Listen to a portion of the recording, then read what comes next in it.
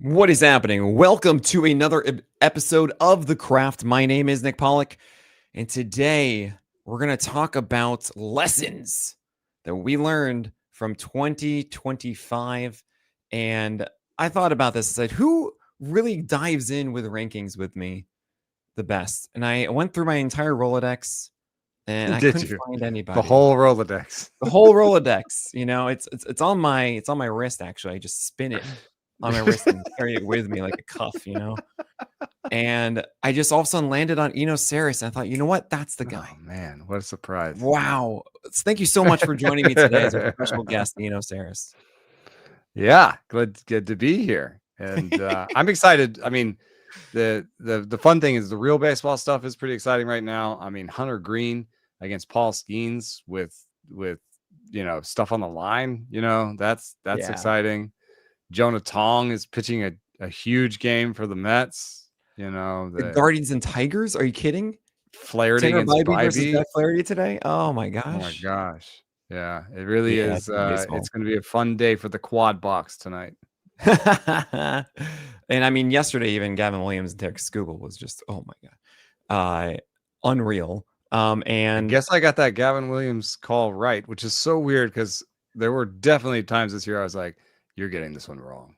oh, I know. That's how I felt. I felt actually the entire fact, I year have he was just so frustrating. A lesson to learn that kind of goes counter to my Williams call. Yeah, we have a lot of things we want to review just about I think this is probably my favorite thing to do at the end of the year is really actually take some time to look at my biases, look at the ranks I had in March. I have one from the 24th of March, right before opening day, where I see, okay, you have the guys that you kind of labeled there as that is the one I want to go for or not. And figuring out, oh, that's why that wasn't good. This is where I messed up here. So I'm really excited to hear that also from your end as well. And we have a long list of things, of different topics to go for. So, I want you to kind of take it away with what you think is the easiest one for this year. And the second you mentioned before, I was like, yes, that makes all the sense. Yeah.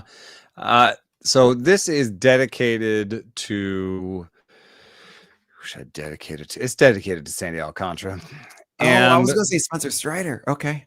Yes, but the rule is the new rule that I will be instituting, and this will be pretty much a hard rule, I think. Once I read the names, I think you might agree.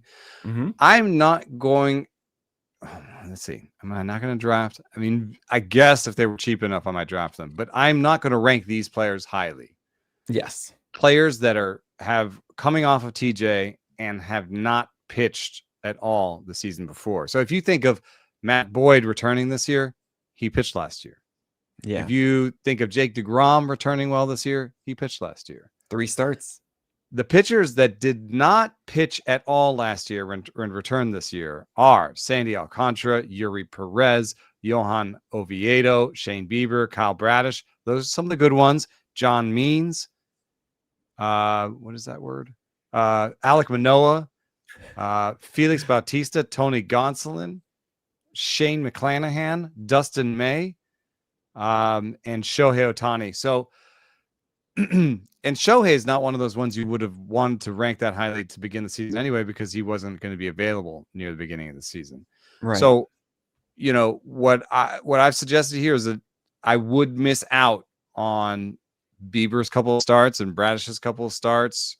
I would miss out on Yuri and Sandy Alcantara if it meant missing out on this whole group. You know what I mean? Like not investing highly in this whole group. And I didn't invest super highly, but I had like 2 or 3 Felix Bautista shares. I know he's a reliever, but I had 2 or 3 Felix Bautista shares just thinking, he's a reliever. He doesn't have to worry about command as much coming back. He's throwing fine in spring. I'm all in. That didn't work out so well.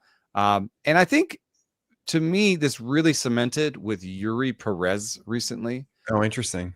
Because I got yelled at in a recent ranking for I didn't actually figure out from the person if I had him too low or too high, but it was ridiculous, whatever it was. Well, I That's the was funniest one assuming. where everyone says it's ridiculous and you don't know which way. I argued both ways back, and I was like, too high, blah, blah, blah, blah, blah, blah, and too low, blah, blah, blah, blah, blah, Right. you know? And basically, I think what's turned out is like he's been fine. Mhm. I'm willing to miss this. I mean, it's a Yeah. 4.20 ERA in 90 innings. Yes, good strikeout rates. Yes, he should have deserved a little bit better. But I think the command that players are missing when they come back from the first year of Tommy John can manifest in a lot of different ways. So it's not just the walk rate; his home run rate is fairly high, you know, and his strand rate is low. So I'm saying that to some extent, this was even more of an eye opener. Sandy was the big eye opener, where it's just like, Sure. oh, he can have all his pitches, and the velo can be mostly there, and a couple of them can be just a little bit worse, and the command on the breaking ball just might not be there. Right. So, you know, I'll be back in on a lot of these. It's not like a do not draft going forward. In fact, I think I may have a very aggressive rank on Yuri next year. Bradish, he came back and showed us that he's good, you know. Shane Bieber, yeah. Shane Bieber, like I think I'll be in on these guys next year, but you know, the list that this applies to next year.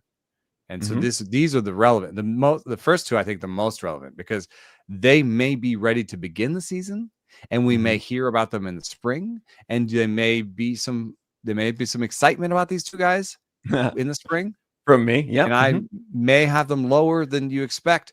When you look at my Joe Musgrove and Garrett Cole rankings next year, they may be lower than the group. Yeah, absolutely. Over the rest of the season, of course, we're going to get Braxton Garrett back, Steele, Jay Montgomery, Corbin Burns, Hayden Wisniewski, Jackson Jobe, AJ Smith-Shawver.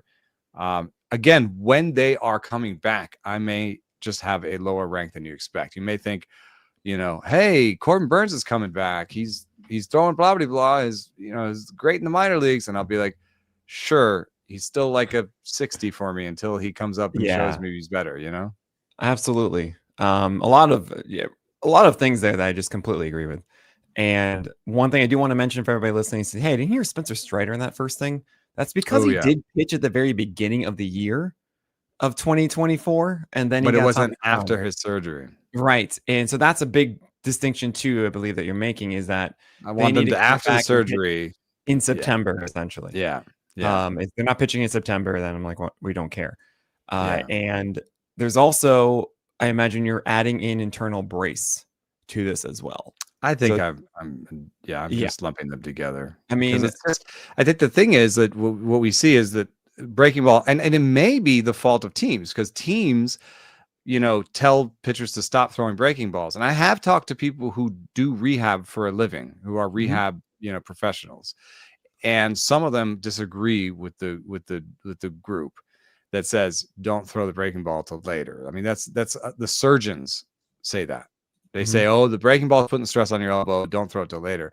A lot of the rehab specialists say, if you want to throw your breaking ball 88 miles an hour later, when you're throwing your fastball 97, why not throw your breaking ball now when it's 84 and ramp up to 88?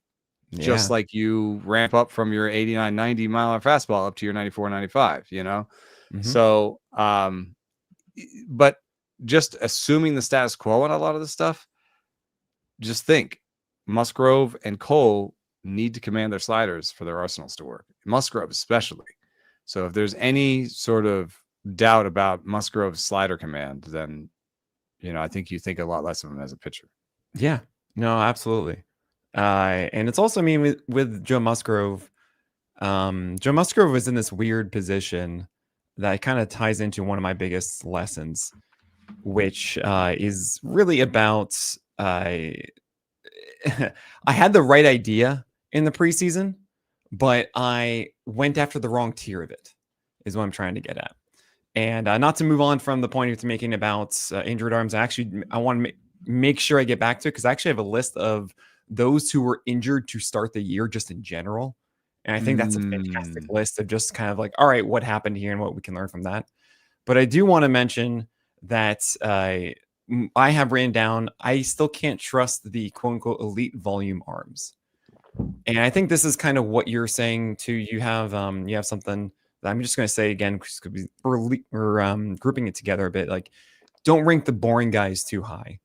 And the concept of that to me is I went into the season saying, look, the guys I want are the ones who are strikeout an inning, who are going to go 180 innings and like a 3.5-ish ERA, like good ratios, not the most strikeouts, and 180 inning type pitchers.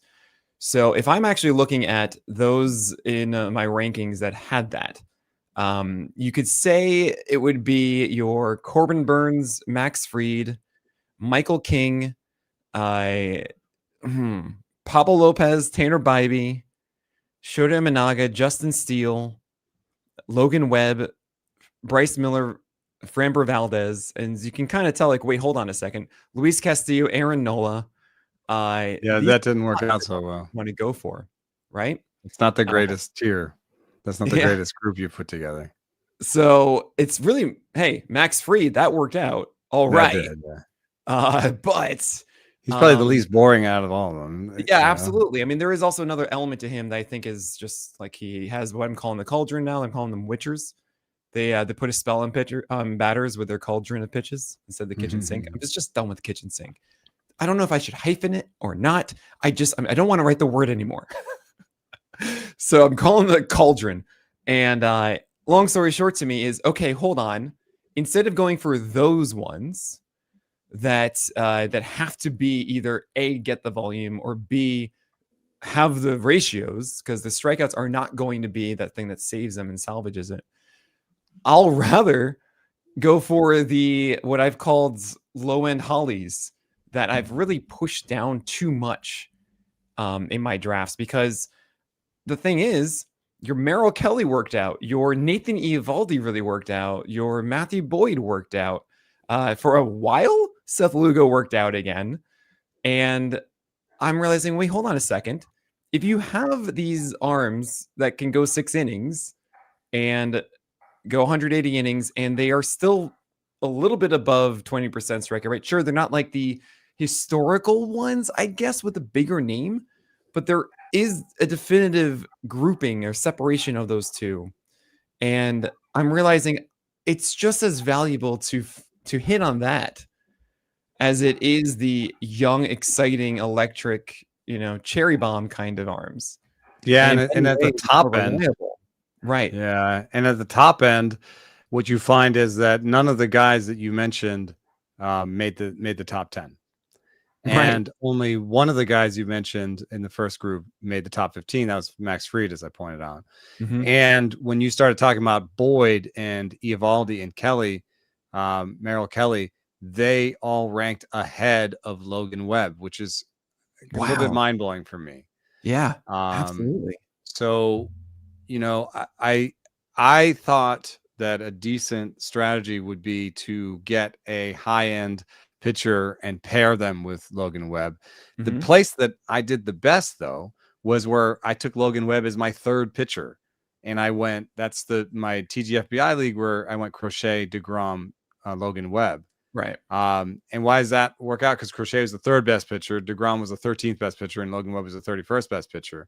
But in my rankings, I had Logan Webb in my top 15, and that's why I took him. And so that was something I should have noticed, that strikeout rate matters. Strikeouts are a category. Strikeouts, if you get a guy who's only going to strike out 21, 22% of the batters he sees, you're going to be falling behind every time in just a little way. That's not always really obvious, you know, and just be falling behind a little bit. And so in a way, what you could say is, I think what I'm hearing from you is you can push up some of those boring guys that will have a 22% strikeout rate and may get a bunch of innings and have accomplished arsenals, right? Your Kelly, Eovaldi's, push those up a little bit, but push down the guys that are like them at the top. Exactly. Yeah. Right. So I'm assessing the like, for example, Christopher Sanchez was 53rd. Someone that got underrated, right? I am at 37. I wanted to push him higher, but I really couldn't.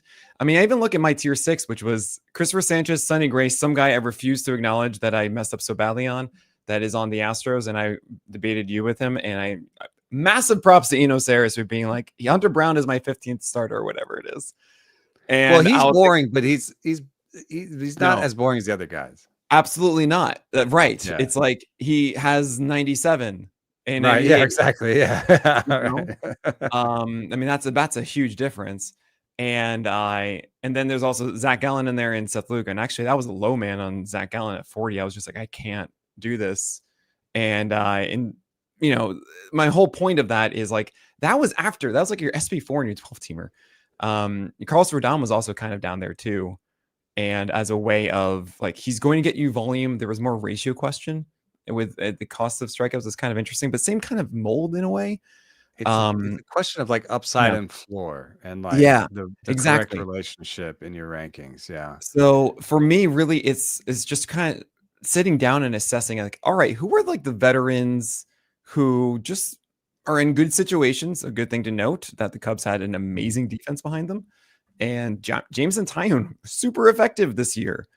Later on, even though he got injured along the way, very, very good there. Cade Horton, part of the reason why he's has his success is because of that defense and that situation wins, and of course defense. Like that should be paramount in our decision making. As much as we want to predict defense, it can be very hard, but there are some I imagine that we can entering next year to say like, yes, this will be a bad defense behind you, which also hurt Erie Perez and Sandy Alcantara. And I need to take that into account, right? So I mean that's really what I'm going for. I'll mention the other side of that coin in another point with the what to look for in your breakout starters a little bit better. In your I have one that sort of hangs off of that is sure. I think just generally I have a question of like boring too high. Now that's I think a weird thing to come off of. You just said maybe boring at the bottom should be higher and boring at the top should be lower. It's all like they're like 150 to 200 is where they should all live. Yeah, maybe. Yeah. I have boring too high. I have Gallen, Savali, Tobias Myers, Walker Buehler, Jose Barrios, Bailey Ober. This is just something I struggle with every year because there's always at the end of the year, the guys that Eovaldi's the 5th best pitcher this year. Man, that's so cool. I think Rogers kind of counts. Trevor Rogers 14th best by the Fangraphs Player Rater. Trevor Rogers got the 14th best. Is that right? That's what this player That's rater incredible. says. Like how many starts did he make? 18 or something? Yeah. Matthew Boyd ended up 21st for one of the real good guys in the game. Merrill Kelly 28th. I think Ranger Suarez is maybe the patron saint of boring, fantastic. Wide Arsenal guys. So those are good. I think what I'm trying to hone in on is just boring good versus boring bad, and also preseason versus in season. I think I still want to preseason hew closer to guys that have stuff because stuff is stickier year to year. Yes. You know, I think the line between like a Nate Eovaldi and Zach Gallen, I think is razor thin. Yeah. Well, I think that is exactly the reason why I'm saying what I'm saying.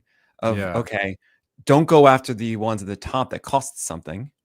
Yeah, right? Yeah. And then maybe I shouldn't beat myself up over these because none of these guys, I was not that high on any of them. So should I be that bad? What I have Gallen at? I had Gallen at I'm at 40. Yeah. I had at 41. Yeah. Yeah. Oh, look at you, you know. But you had injured guys in there too. Okay. All right. I didn't. Just messing around. I do want to make the point though that because it's razor thin, it means that those that I've been ranking too low have a higher chance than I'm giving them credit to be better, right?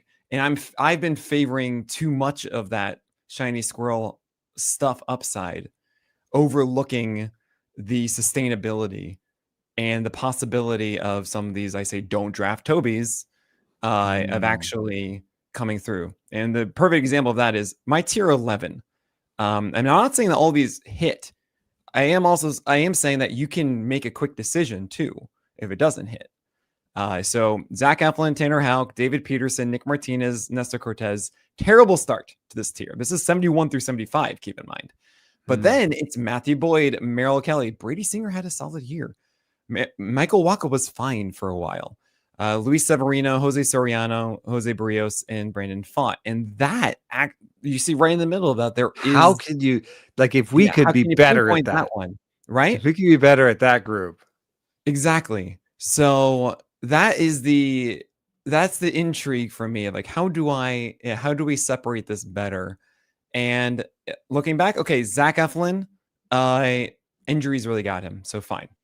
Tanner Houck, we had a lot of conversations about it. I felt like I pushed him down as far as I could, given the consensus, and I should just be more aggressive, and that's stupid. I should just be more aggressive. Who cares? David Peterson, massive extension boy, was good for a bit, to be fair. Nick Martinez, I should have been like, come on. I regret the Nick Martinez. Okay. Nestor Cortez, didn't know, but that was injury. So there's a good way to get... I think that sometimes there's like injury notes that didn't turn into injury stints that we should remember. Like, Nestor Cortez did have like flexor issues last year. Right. Then it's Boyd, Kelly, Singer, Waka, Severino, Sacro Verde. Okay. Sacramento. It stinks. Bad place to pitch. Don't do that. 6.50 ERA at home, 3.05 on the road. Jose Soriano. I knew he was a hipster. I knew he was a guy that goes back and forth. Why would I don't want it. Jose Barrios, you know me and Jose Barrios. I know this. We know this. We all know this. Yeah. Brandon Pfaadt's the interesting one because Brandon Pfaadt throughout the entire season was changing what he does. And that one, I'm still okay with where I placed him. I was still out on him. And I told a lot of people like, okay, everyone wants him as their breakout guy. And like, I just didn't buy it. I had him too high. I'm 48. So, but that would be boring too high for me, actually. That's boring too high. Yeah, that is boring too high. Yeah, I would imagine as well. But that one, I'm putting that like around Boyd and Kelly. I think that's the most likable one of the ones that didn't work out, right? And most understanding one. So those are the real takeaways for me on that. And look, I'm putting out my top 200 for next year in about a week. So take a little time after that. No. The whole point of it is that I can take my time off after. I need the freshness of the season to be like, done. Here you guys go for the next like 4 months. You're gonna look it up and stuff. It's there. All right. I gotta do other things. So you'll see that next week. I'll figure something out with it, and we'll have hopefully you can have some preliminary like draft of the top 100 we can discuss to kick off the off season, and then we'll disperse and take our breaks. We'll leave you guys with that. And we'll also leave you guys with that comment before I go back to really reviewing the injured starters that I had notes on before the start of next year. And you'd be surprised to see that list. And we'll talk about that after this break. Okay. So, I alluded to this earlier. I need to go through this list. This is just, if you want one thing to take away from this podcast, it's exactly this. All right. These are the ones that I did not have ranked because I knew they would be on the IL entering the year. Okay. Like in some way, they're just like, I got rid of them from my top 100. So Spencer Strider, Shane McClanahan, George Kirby, Shohei Ohtani, Lucas Giolito, who did eventually turn into his thing, but it didn't look like that early. And it wasn't like worth the massive stash. It took longer to come back, right? Brandon Woodruff. That's a weird one. And it's weird because they gave him extra time due to his own fault. And he talks endlessly about how that extra month because of his ankle saved him, which is a really interesting point. And I wish a lot of teams, I don't listen to that. Maybe that's like why some of those good cases happen. So bad ones happen. Like, do you remember Spencer Strider when he came up earlier than expected this year? He was rushed. Yeah. AJ Smith-Shawver went down. And then the Atlanta wasn't doing well. So they're like, all right, we got to bring up Strider. And it makes me wonder if that had some impact with it. I don't know. I'm going to keep going with the list here. Yu Darvish, which took forever. Jared Jones. We all know how that went. Grayson Rodriguez, never saw him. Yuri Perez, eventually find Sawyer Gibson Long. Who? I don't know who that is. Kyle Bradish, Cutter Crawford, Brian Bayo, Clark Schmidt, Ranger Suarez was on the IL. Okay, fine. Cody Bradford, Shane Bieber, Luis Seal, Sean Manaea, Christian Javier, Ryan Weathers, and Tobias Myers. I would say that Ranger Suarez is really the only one who came through at wherever you drafted him. Not saying that like was the only one who was helpful, but just where you drafted him, because Kyle Bradish and Brian Bayo and Yuri Perez and all that, those are last round stashes. Most people in your 12 teamers, you picked them up off the wire because they were just an IL stash for so long. So it's really just Ranger Suarez. That's kind of wild. It is wild. So are you just like avoiding anyone with an injury tag to start the year next year?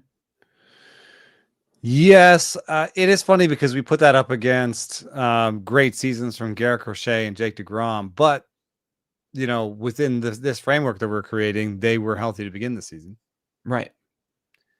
I've heard some feel like, oh, we need to just put away injury analysis, and I can't go there yet. I have to think about things through the lens of like probabilities. Blake Snell was still injured this year. You know what I mean? Tyler Glasnow was still injured this year. Yeah. So there's still a lot of players who are injury prone, pitchers in particular.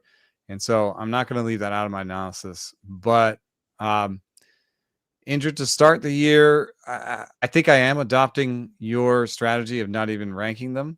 And in the preseason, if they already have an injury note, maybe that's enough to pull them off of the ranking and put them into the separate injured pitcher ranking. You know? Yeah.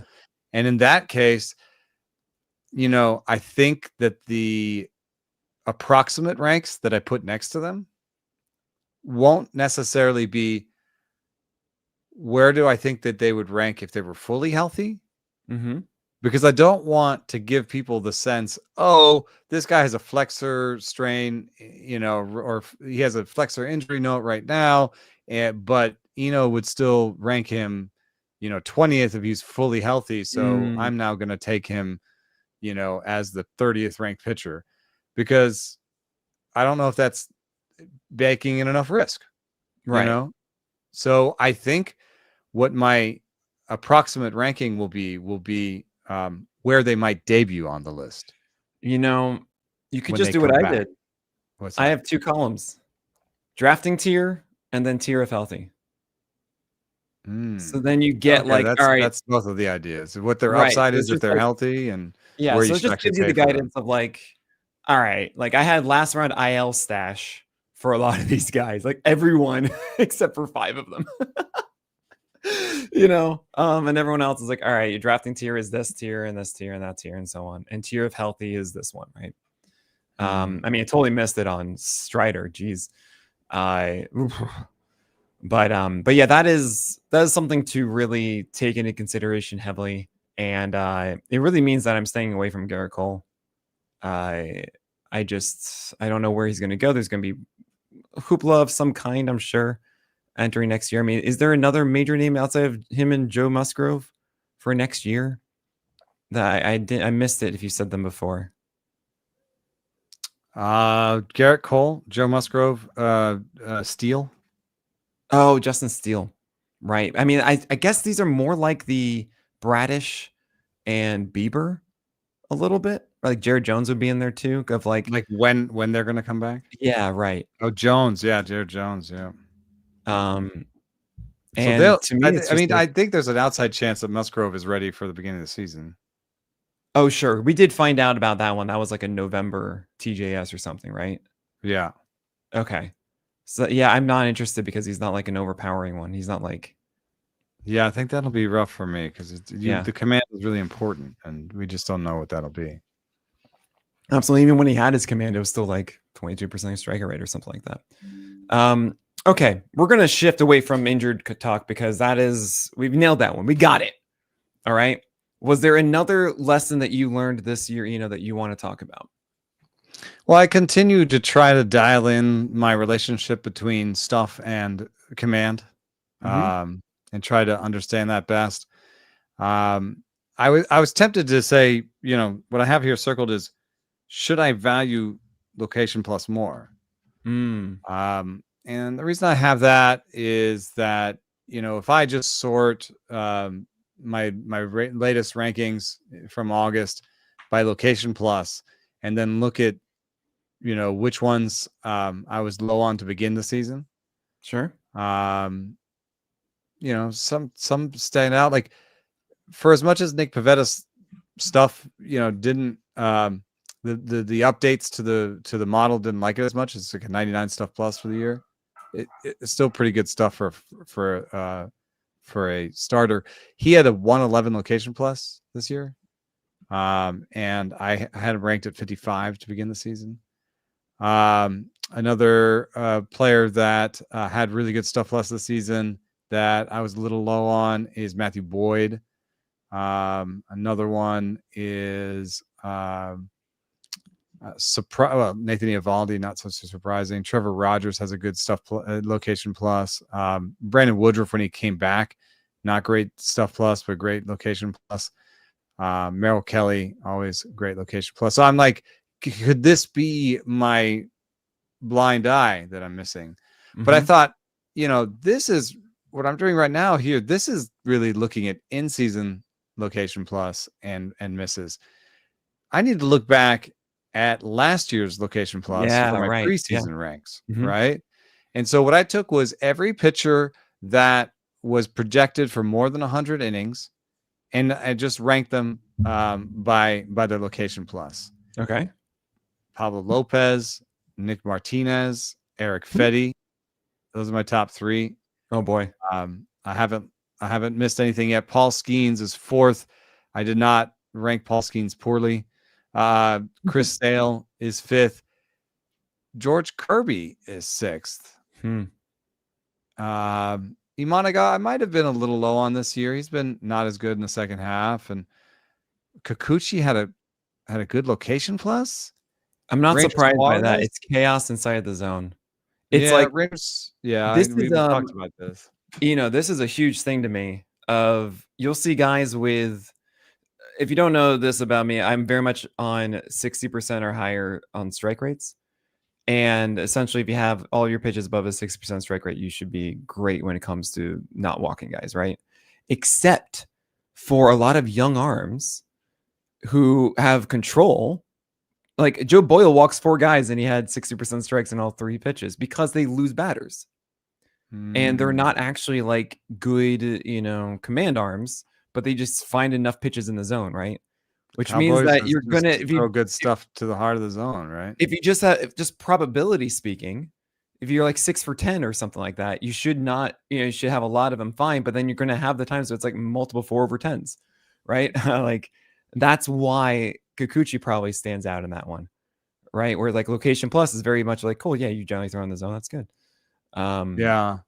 Right. But I mean, I might have missed on Kikuchi, but I don't think it's because of location plus. So I don't really have a person here that I should have ranked higher. I'm going to go further. Ranger Suarez, maybe I should have ranked him higher, and maybe based on consistent location plus. That's the other thing, consistent location plus year to year. Merrill Kelly has that. Eovaldi has that. So I can't just do a pop-up guy. But Eflin had a good location plus. Miles Michaelis, Zach Littell, Brian Bayo, Andrew Haney, Joey Estes. Like, I'm not, at least what I'm not finding is a pattern where it's like, dude, you ranked all these guys too low. Right. There's a couple guys in here. I'm like, oh, okay. So I have to refine it. I think location plus is this: 5 starts into the season, and maybe that's too late. But 5 starts into the season, if I've got a boring veteran that's playing really well and has a good location plus, I should just believe it better. What about 3? Instead of 5 starts. 3, that might be the toggle because that's quicker, but yeah, it's supposedly pitching plus location plus supposedly comes online at like 400 pitches. Yeah, right. So, I mean, how about this though? You pick him up after But 3, and hopefully it's still there after 2 more. but we're also talking about ranking lessons. Oh yeah, So right. Sure, right. maybe Yeah. after 1, I bump them already a little bit if it's a good Yeah, I mean location that's plus. the Nick Pollack method. You make small bumps, and so you don't Small have bumps, big. small bumps, Yeah. small bumps. Yeah. And Everyone gets and upset at that. Oh, it's just 1 game. I'm like, I know, but you don't want me to go like plus 30 slots or something. Like, at what and point also do I like do it? You know? if a guy has like a 90 stuff plus and in his first game he has like a 115 location Yeah, plus, right. You got to do how something much about should it. I can maybe bump him a little bit, but I can't bump him 30 spots. He might still Right. just be a 90 stuff plus guy that had one good game and the next game is bad, you know? But you still need to put in now. There's a higher probability of him not being a 90 plus, 90 stuff plus, right? Like than there was before because you just did this thing. Okay. Yeah. There's some higher chance now. Yeah. That's all. But you're not saying he's a 115 stuff plus now, right? It's hard. It's oh god, ranking. It's impossible. These are humans we're talking about. This is not. Yeah.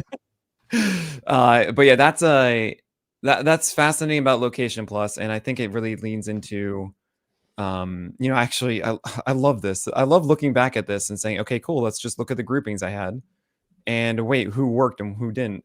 My tier 8 from last year, which is 49 through 56, okay? You have Richard Fitz and Max Meyer leading that off, which is kind of hilarious.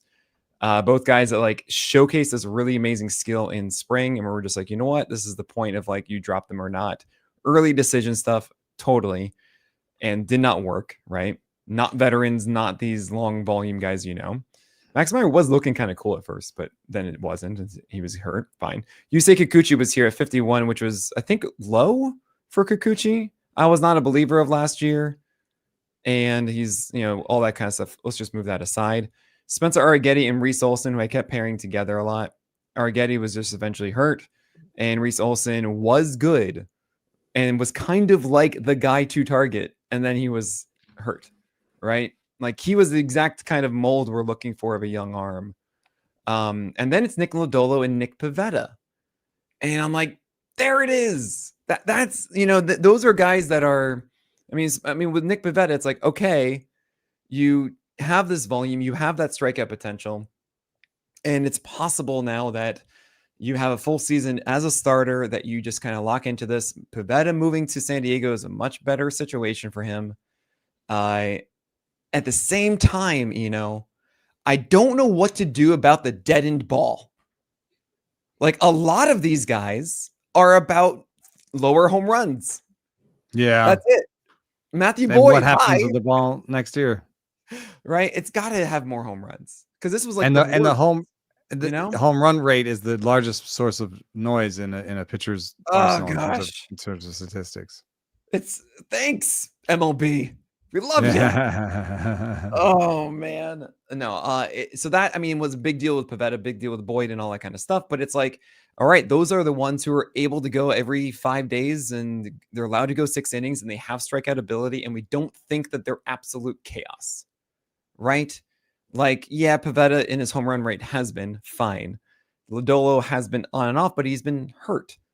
Like this was the first time we saw extended period of time for both of them really in the rotation, getting regular starts, and they both succeeded, right? So that's something that I am really registering from this. And then there's Shane Baz, and I'm like, oh, I didn't realize how terrible it would be in George Steinbrenner Field. People warned me, and I didn't listen. So yeah, I mean, yeah. I thought that maybe some of the guys at the top would just be good enough because we do have good guys who pitch well in Yankee Stadium and guys who pitch well in Cincinnati. So I thought, even if it's on that level, like, and for what it's worth, Pepio for 5 months of the season was a good rank for me. And the last month has, I think, been fatigue plus that park, and next year I will probably be a little bit higher than consensus on Baz. We will both be in. Yeah, Pepio and Baz. You've convinced me too of just like. You told me the quote that he had of just, yeah, I miss Tropicana. I want it's like the pitching lab in there. It's exactly what you want it to be. Yeah. I'm sold. I'm absolutely sold there. But this does really go to the whole larger point of, okay, what, I went and chased these guys because I'm like, look, I can just burn and churn. I'm going to go for these things. And so few of them really panned out in the way that we wanted them to. I, there are the ones that are like Gavin Williams, as we were saying before, like, okay, but that's not really like the young one. It was more of like, this guy's going to go, the possibility of 160 plus innings, of 180 innings. Like, we feel okay with that. It's not like a young guy trying to prove himself.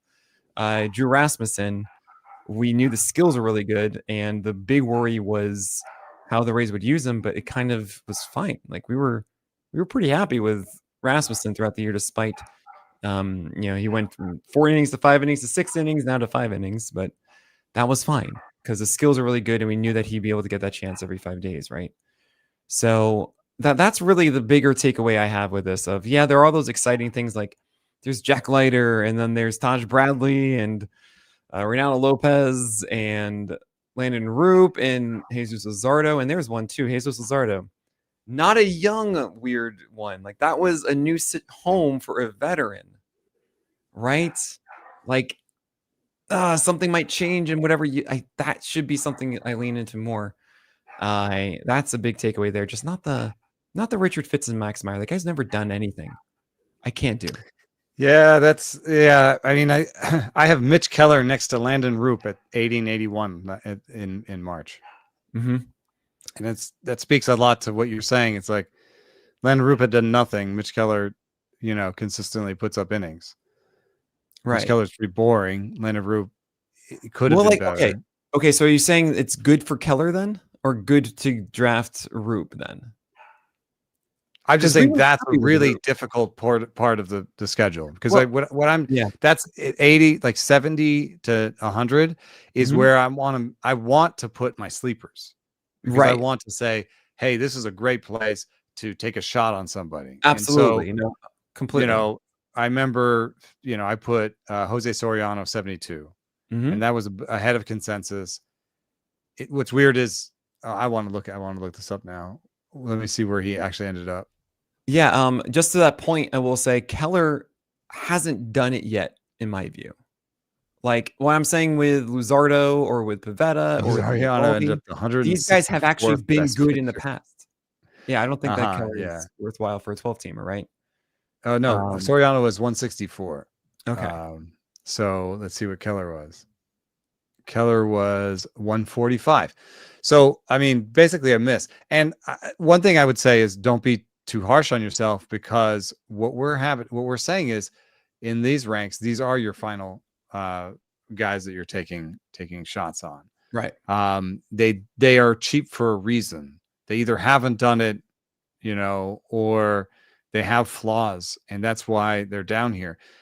I did pretty poorly in this area. I'm glad I had Ranger Suarez clear of this at 64, but in 70 plus, it was Gore, Soriano, Darvish, Ohtani, Minaya. I was trying to sprinkle in veterans. Oh, you just threw all the injured guys in here. That's what happened. Yeah, that's the veteran. Yeah, totally. That's the injured tier. And then after the injured tier, I put more long shot veterans and some of my real sleepers. So Savali and Keller, boring guys that I had projected for like 150 innings, Then Landon Roop and David Peterson, way too low on Peterson. Dustin May, Will Warren and Landon Roop were some of my guys I had profiled as good sleepers. This is where I decided I would put them.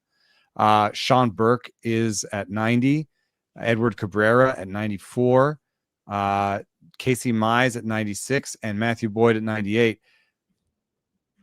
Okay, I'm gonna give myself like a B- on this group, I think. Because what do you think the hit rate should be on? Right. Well, that's the thing, right? Is to me, especially, like, I don't expect to have anybody inside or outside like the top 75 for my 12 teamers personally. And you're saying, Nick, hold on a second. In 12 teamers, if you have 7 starters each, 8 starters each, then that's like 96 starters. Like, how could you do that? Because a lot of people are going to get the better ones. Yeah, they're going to draft ones that I'm not going to touch. Like, I'm like, okay, take your Miles Michaelis, buddy. All right, have a good time. That's and also theoretically, even with the 96 number, all those guys that I just said should be you should have 2 of them, for your final 2 guys. And if you did the worst you could do of those 2, which is Aaron Savali and Walker Buehler, Mm-hmm. Guess how long they're on your roster? Yeah, they're not sticking around. So that's the whole idea of it, is like the quick decision stuff, right? but for me, maybe the lesson also is why even bother putting Savali on there, because he's probably like that's a 15 team play. Sure. That's a depth guy. Why have Savali and Keller there? That's too high for Mm-hmm. them, actually. So I need to dial in a little bit, and I think taking Yeah. injury guys out will help, because you heard in the middle of my sleeper, tier were a bunch of injured guys. Right. Now, if I take those out, it becomes way more clear to me what's happening. I really liked it when I took the injured guys out this last I'm August. I glad think that my you're embracing rankers that. did too. You Yeah. know, So we deserve a little bit of luxury. Okay. well, It it's just takes a so little bit. long It's for us just to figure this easier out. to see if you don't have a name like Yu Darvish or Shohei Ohtani in the middle of your Jose Yeah, right. You're like, Soriano, what are they doing here? Mitch This is so weird. Keller. Yeah. Yeah, right. And to be honest, like, you can't put Ohtani higher because you have no idea how many innings pitch, if he'll pitch at Right. all, any. And that's The answer is actually for Yu don't answer. Darvish. I was just as worried that Yu Darvish, I still to this day think that Yu Darvish could be done anytime. So, Yeah. Ranking him is just really difficult, especially if he is injured at the time of the ranking. So, I think you got to just, you got to take him out. And then it becomes a little bit clearer where you're like, okay, now I'm comparing Mackenzie Gore and Jose Soriano to Aaron Savali and Mitch Keller. That's easy. I'll take Gore and Soriano just in case they work out.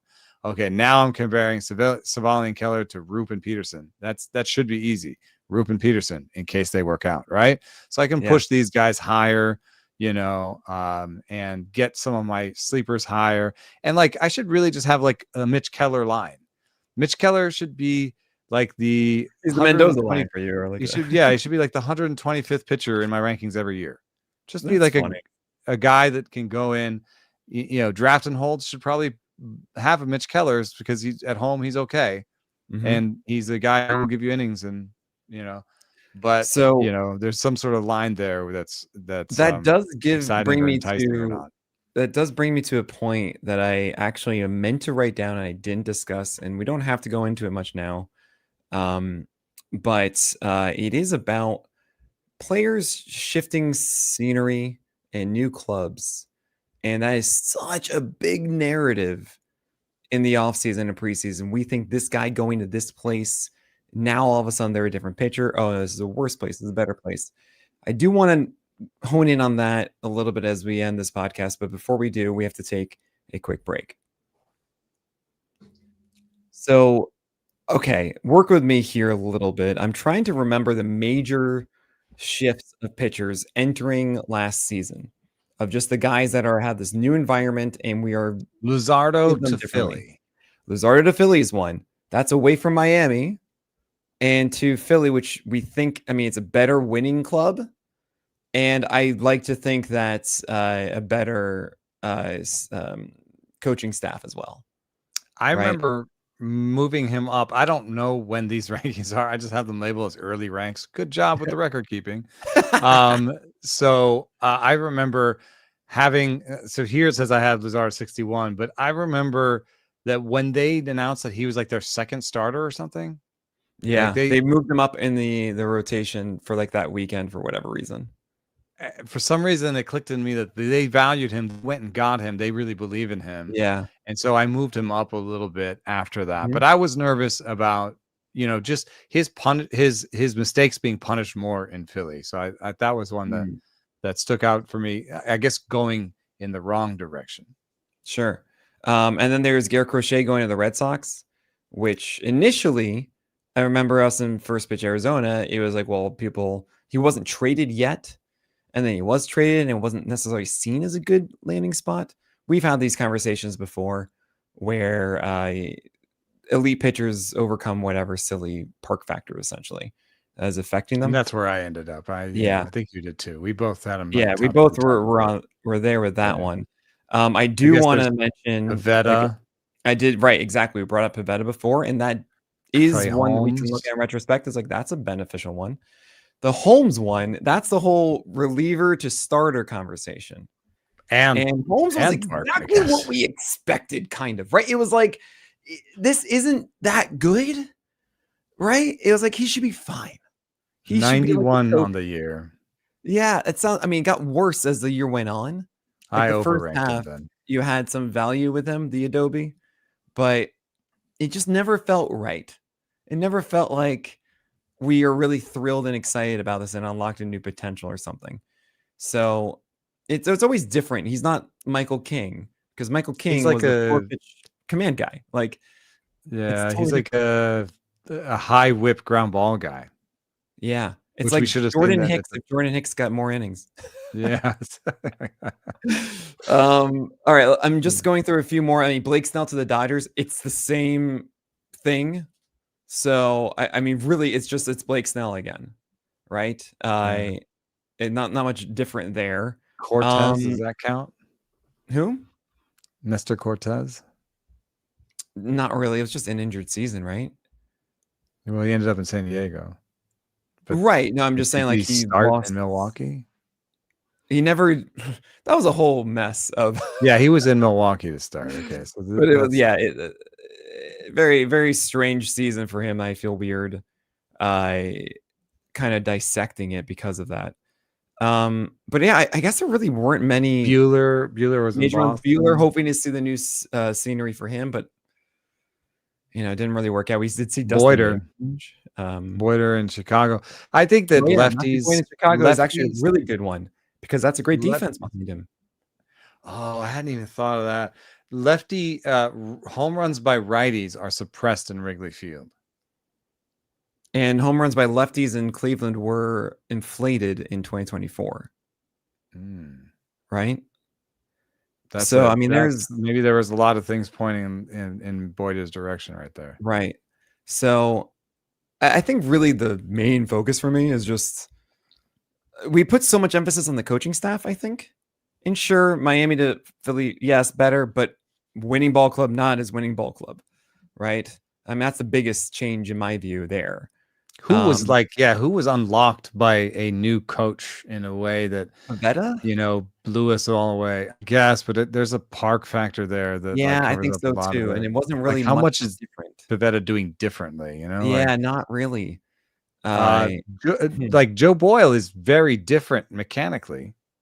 Yeah, he has a splinter now, and he's like lower arm slot. But like, is he different? Like, is he like better? I mean, I don't trust him. Right. I'm the same way with you there. Let me look at I'm looking at the wrong list. Okay, let me look at the auction calculated list. Guys who broke out. Here are the guys who broke out. I'm looking at all of them. Christopher Sanchez added velo. Brady Singer is another one who changed teams. He added a cutter. He did, and he added the cutter and the four-seamer emphasis actually earlier on that were bigger. And then it recently became slider and sweeper being separate as opposed to just sinker slider.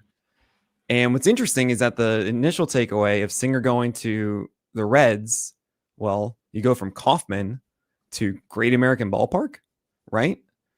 But I think there is some weight to be put on the different coaching staff of the Royals versus the Reds.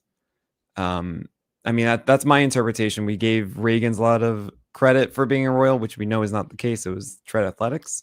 Right. So there is some thought to that of, should we be putting anything, like, are we putting too much weight on that ballpark change when it didn't really make a big impact for Brady Singer? I don't know. You might like this one. Okay. You might like this one.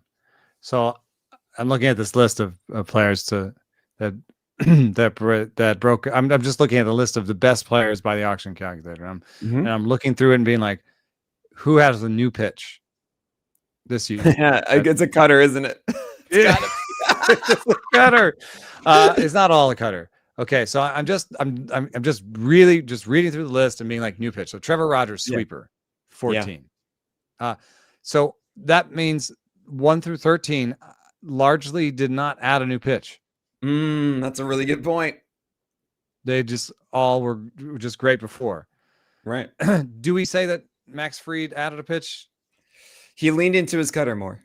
I mean, I Yeah. would also say that they maybe reclassified his four-seamer as a cutter. Yeah, that's what happened. Like, I think he That had him, makes but more sense to me. Yeah. yeah. But anyway, let's give him a cutter. All right, Trevor Rogers, Sure. sweeper, Max Fried 15 cutter. Mhm. Nope, nope, nope, nope, nope, nope, nope, nope, nope, nope, nope, nope, nope, Should we nope. not care about new pitches at all in the Nope, spring? nope, nope, nope, nope. Oh, Logan Webb, 31. New Cutter. cutter. Nope, Yeah, but nope, then nope, but nope. the second half was Gavin terrible. He Williams, lost the cutter. 35. Well, hold on, New Eno. No, what? no, no, no. Yes, but no, but sinker kind of. Sinker's really the one that stuck. Okay, well, and he also maybe threw cutter before, but like Okay, I don't the know. I Gavin think Williams journey, Eno, that I have been on, yeah. all right, is ridiculous. It is just beginning of the season, four-seamer, sweeper, curveball. That's it. I'm banging the table. Where is the cutter? Where is Yeah. And then he throws it too He much. throws it, and it's a bad game. But the cutter was good. But everything else was terrible. Right? And then it's like, okay, maybe he's still going the cutter a little bit more. Okay, maybe now the four-seamer's here, but also now the four-seamer, he's like 6.5 feet of extension instead of 7+, and it's slower velocity. Like, what's going on? He's still kind of there, but he's not really figuring this out. He pulls back the cutter. He starts throwing a sinker now. And the sinker action maybe works, but then the velocity goes down on his fastball, and then the cutter returns. And it's like, what are you doing with every start? I do not know if you're just like new thing each time. It's a canvas as the paint drips down and you have a new painting, right? Like, and now it's this dominant start against the Tigers yesterday was amazing command of his curveball to lefties, amazing command of his sweeper to righties, 97 with 7.1 feet of extension on the four-seamer. And, oh, I guess here's some sinkers. Oh, I guess here's like a few cutters. And I'm like, this is really just what you had Yeah, at the he's beginning. really reduced. Yeah, he really reduced the cutter usage again. That's interesting. But I'm so happy he's done so well in like the last like 10 starts. All right, great. I mean, yeah, that was a wild ride. That was a journey. I've got another one for you. Oh, yeah? I'm all the way down to 47, by the way. So we're through the top that's a great 47 point already. Yeah. pitchers, and we have four guys with new pitches. Brady Singer, new, All right. Cutter. new, cutter. Brian Bayo, 51. Bayo completely changed himself Re-embraced like middle cutter end or of something? May. Like Yeah. the middle end of May, he really That started was to so it wasn't even a March new pitch thing. You Yeah, know? it wasn't. Yeah, no. All right. I'm nope. Oh, well, this doesn't count because it wasn't March either. Hurston Waldrop is like a middle of season guy. By the way, Hurston Waldrop, 56 at the end of the season. Yeah, this is because the ERA, but like in a small sample, I'm not in on Waldrop next year at all. Oh gosh, no. No. Even that game against the Nationals yesterday, he had good stuff good results with the slider. They were all backed up front door to right-handers. Like none of them went away. And like this is not going to work. 5 for 11, 5 for 12 whiffs on that. No. Oh, I got a new one. Hmm? Edward Cabrera. Yeah, well, that's a cool one. But sinker. That took a while. I guess he technically threw it before, and it took a while. So for Edward Cabrera, he was four-seamer first, and that was always just such a low strike pitch. And it really goes to the whole thing I talk about with when you see a guy with a high walk rate. It's just like how Alex Chamberlain talked about, hey, Frankie Montas turned his sinker into a splitter, so thus he has more whiffs. Duh. Because splitters earn more whiffs, sinkers don't. Right. And Edward Cabrera turned his four-seamer that had like a 50 to 55% strike rate pitch and then ate away at that. And then the sinker is now like a 65, 70% pitch. Oh, man, maybe he might walk. I think it must just be his natural arm slot he's going back to or something. Like, they tried to get him higher for the four-seam or whatever. And then it could be the changeup became the foundational pitch, though. And that's important. And that was like a real, a major change for him that led to success in lowering walks finally. Oh my gosh, took ages.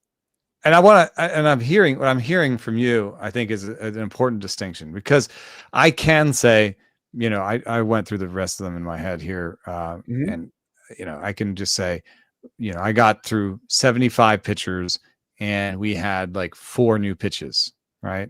I could say that, and that could be a soundbite. And it could be like, we shouldn't care about new pitches. Yeah. However, the way you described Edward Cabrera's, like, and especially Gavin Williams, I don't want to suggest that means that these adjustments don't matter, or that the way that their arsenal fits together doesn't matter, or that I don't want to just become like maybe a projections absolutist or whatever it is. I don't want to say that this doesn't matter. I think that what I'm saying is a little bit more nuanced, is to say that, like, I think a new pitch out of nowhere is rare. Yes. Right. A pitch that they've taken and reshaped, or like even Gavin Williams' cutter, he's thrown a cutter before. Yeah. We could say that. I mean, you could call it semantics, but I would just say that, like, especially beginning of spring, if they say I'm throwing a splitter and you're like, wow, he's never thrown a splitter before, the bar for us to believe that that'll be what makes them a great pitcher should be pretty high. Now, if they have a gyro and they're like, now it's a cutter, that could be everything that makes the difference for them. Yeah. But again, we should be interested in these changes they're making in the spring, but we shouldn't necessarily just be like, okay, that'll be it. He just threw 4 innings of shutout ball against the Tigers in spring using a new splitter. Let me put him 30th on my yeah, right. Oh man, and to really emphasize this one more, I mean, we've talked about like Hunter Green throwing splitters. I call it the classic Tyler Glasnow changeup or Chris Archer changeup. That's what I think about all the time with new pitches. Bryce Miller has leaned into splitters a little bit more, and that's nicer. But yeah, it's always about, Eric Smolsky did this in his first pitch Arizona presentation. He did it for PitchCon too, and you can watch it online on our YouTube channel. You should watch it. What does it mean adding a new pitch? Does it solve a problem? Is it something that is needed in some way? And most of the time, it's one of two things, guys. One, they need something that is not their fastball to throw a strike.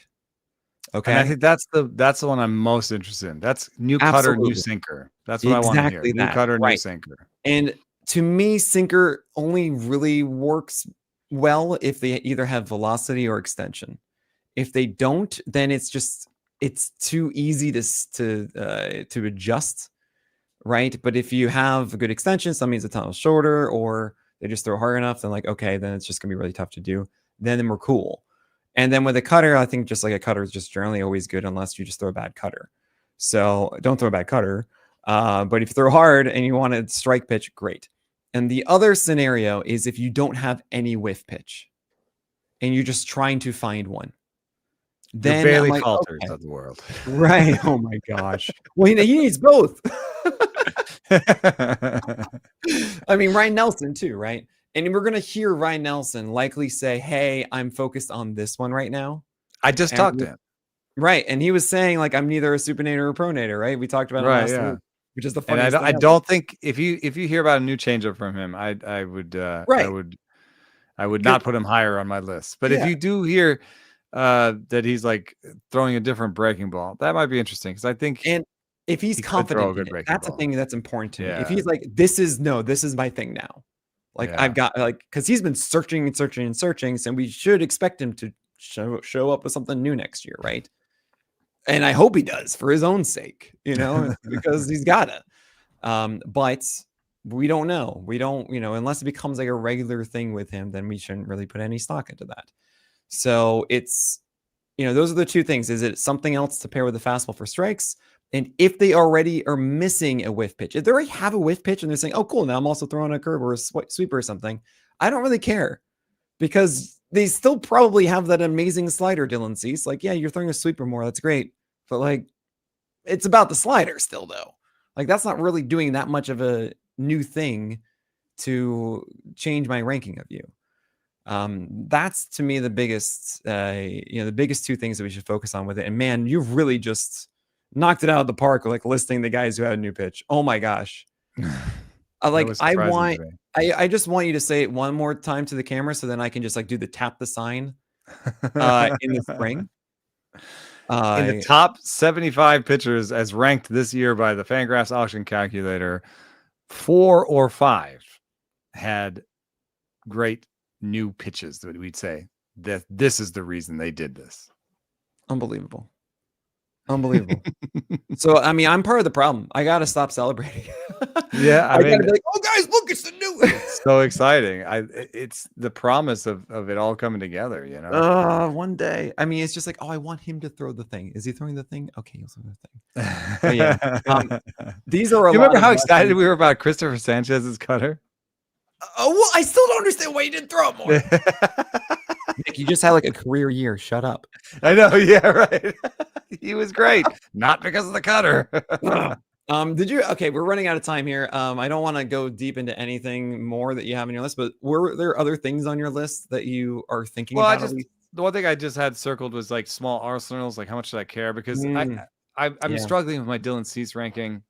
We all? You know, I'm getting heckled online for my Dylan Cease ranking, and who cares? Maybe rightfully so, because I relied on my models, I relied on K-BB, relied on all the ERA estimators. They all said he's going to be good. He wasn't. He might be good again next year, but so I want to be like, oh, is it because of small arsenals? But Kevin Gossman has a small arsenal.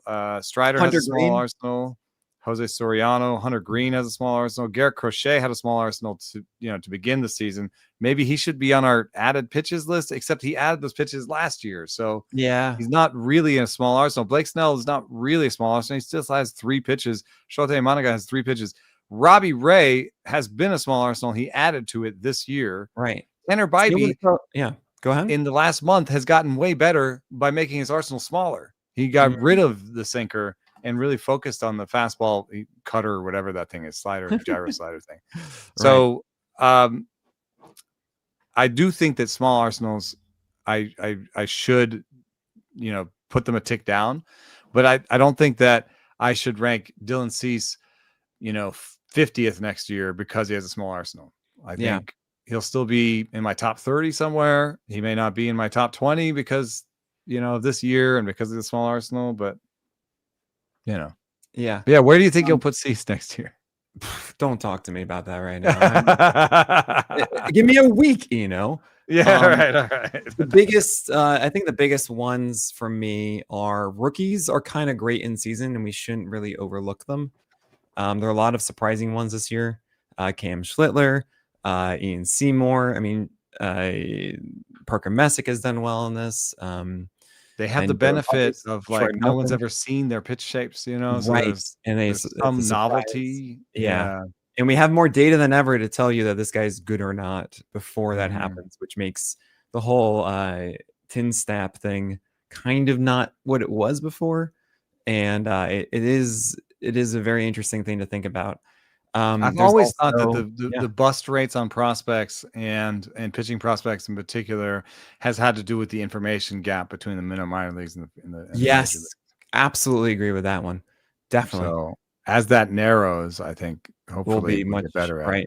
And it was really helpful having AAA data where we can have PLV utilized with it, and our extension numbers and extension and vert and velocity and movement. Like, we have it all as if they're a starting pitcher in the majors. Like, that is absurdly helpful. I don't care what the results were on it. I can just see what the shape of the stuff is, right? Understanding what makes a good fastball, because I'm starting to realize that Zebby Matthews doesn't have a good fastball. I'm like, wait, hold on a second. Hold on. It's like the average good is not good. You have to have something that's elite. Like, it needs to be exceptional, especially if you're young. And that to me is moving into the real big one, the biggest lesson that we didn't even talk about. Left-handers with changeups. We got to care more about left-handers with changeups. Just it's insane. Okay, Carlos Rodon had his added at the end of last year. It was amazing this year with that changeup, right? Robbie Ray, when he has his changeup working, is really good. Cole Reagan's amazing with his. Terry Scuba with his. Oh yeah, and I just mentioned Ian Seymour and Parker Messick. Like, we saw Mitch Ferris and his sloth ball do well for a start. Okay, like, lefties with changeups should not be overlooked, and it's something. I mean, look, Ranger Suarez and Chris Sanchez. It's endless. Trevor Rogers. I mean, I could keep going, guys. Lefties with changeups are such a massive thing, and it's kind of hard to find one that really failed. And I guess maybe Tyler Anderson, but But he that also is, throws like 88, so it's and really also does pushing not have it. good command. And a lot of these lefties have good command because to be a Well, lefty, Boyder's changeup you have to. was 4th by pitch type values. Oh man, it's oof. That is a shift in the game a little bit for my perception here. It looks very boring, but it's like no, those things work really well. And was there one more in here? Nah, not really. Nah, that's it. Those are the things, guys. Oh, ha! Here's one okay, last thing. I swear. Okay. I am so curious. This is something to hold on for the next podcast. Maybe a couple. I'm curious about the guys who added things changed in season this year that we feel good about for next year. So, for example, Rodon, great example of adding that changeup around like August last year and carrying it over. And who are the guys that did that and we actually believe will carry it with them or not? I think that's a very important conversation to have because you can understand which second half performances are good, which ones are not. And I think we have to give more focus to those things because that was a very legitimate thing that could. It's almost like the TJ thing where they demonstrated they already broke out in a way, right? This new pitch that was before April. Well, that's also important because they threw the new pitch in a regular season game, so and it worked. They showed confidence because I mean, even if you ask Jason Collette about this, like Collette has the list every year, and it's like 30% of the list actually throw that pitch they talked about all spring. In the actual game. And then they throw it and they stop like Christopher Sanchez. And I'm still all right, but that is it for this week. I am really looking forward to our podcast next week. If you can have some preliminary draft, maybe I'll give you 2 weeks if you need it. Let me know. I'll give because we maybe should also watch a playoff game together live. Oh, that would be so fun. We don't playback doesn't allow us to watch it live. Because it's not MLB.TV. It's with. But we may have some playoff games to highlight. Oh, 100%. That'd be the most. We could still host it on playback, just not show you the live feed. And I would love to do that with you. Oh my gosh, that would be an absolute blast. All right, we'll say 2 weeks for this thing. 2 weeks. All right, make sure you make a decent rough draft. It doesn't need to be amazing. We'll talk about it. Okay. Right. But that's it for today, guys. Thank you so much to Eno Sarris for being my special guest. I went through the Rolodex and I can't believe that landed on you. On behalf of Eno Sarris, my name is Nick Pollack, and we'll talk about the craft of pitching again next week.